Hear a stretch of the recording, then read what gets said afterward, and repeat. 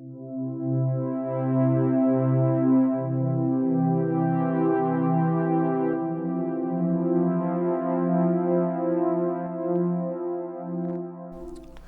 some thoughts for today, the 15th Sunday in Trinity. Someone once said, people will forget what you said, people will forget what you did, but people will never forget how you made them feel. The workers who were taken on by the farmer at the 11th hour will never forget how they felt when first they were eventually given some work, and second, when they were given the same wage as if they had worked all day. They would never forget how they had felt at that moment. What they had hoped for and longed for had come true against all the odds. We can only imagine the sense of relief and joy. All those hours of waiting had been worthwhile. Without being in their shoes, we can only begin to imagine. Then, of course, amidst their joy and relief, they have to listen to the complaints, moans and groans of those who had worked all day and received the same wage. They were outraged and angry at the farmer. And then they have to listen to Jesus' words, the first will be last and the last will be first. Jesus drops a huge bombshell amongst his listeners with this parable of the labourers in the vineyard, especially that concluding soundbite, first, last, last, first. Yeah, right, say the poor and oppressed. I don't think so, say the rich and powerful. From each end of the powerful, powerless, poor, wealthy spectrum, the cry is the same, that Jesus has got it all wrong. He does not have a clue how the world works. What's he on? He does not know what he's talking about. Losers lose, winners win. Simple. In the words of the ABBA song, the winner takes it all, the losers standing small. The first last, the last first? I don't think so.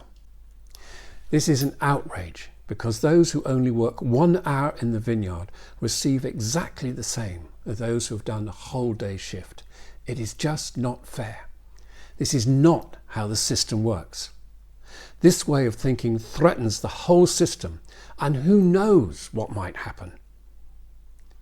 For the listeners in this story, recognize the vineyard as God's special and favoured kingdom.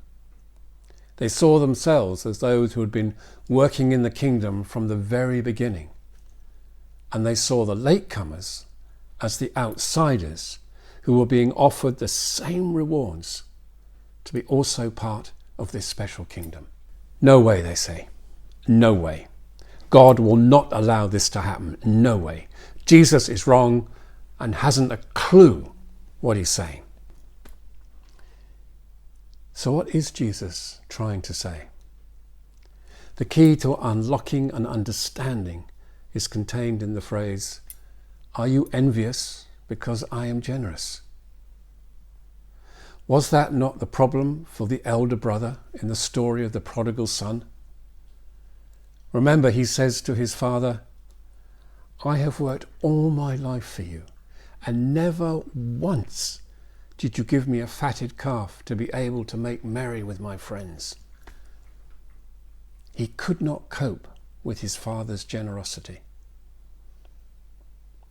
Today's story is not about fairness, about justice. Rather, it is about generosity, a generosity that the world finds hard to get its hands on. For it is a generosity that upsets the status quo and turns lives upside down. It is about the limitless generosity of God. God in Jesus wants us to make ourselves available to be part of his work in his vineyard. He invites us to come when we can. The invitation is always there, however late the hour. He wants us to work with him, to try to do his will, to pick the grapes in the vineyard and to share this new wine with those who are thirsty.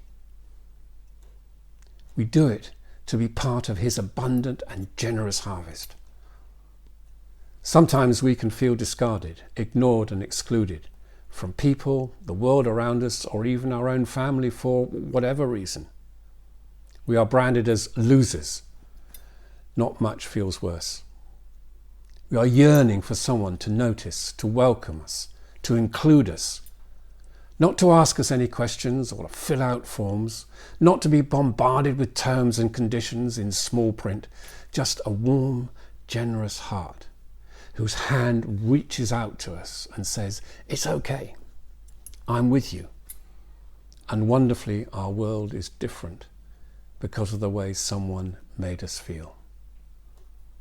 That is the generosity of God's love, experienced by the workers today, known by the disciples and those around Jesus. When we express that love, show that generosity, just remember, people will never forget how you made them feel. Change the world. Keep well, keep safe, and God bless.